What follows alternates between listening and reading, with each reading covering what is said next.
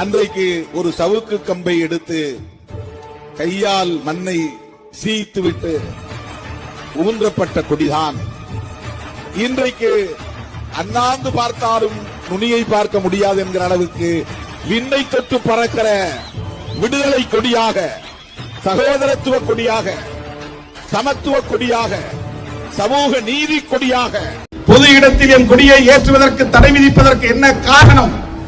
முள்ளமாரி முடிச்ச வைக்கிகளின் கொடிகள் எல்லாம் பறக்கிற போது சமூக நீதி கொடி பறக்க போனாரா?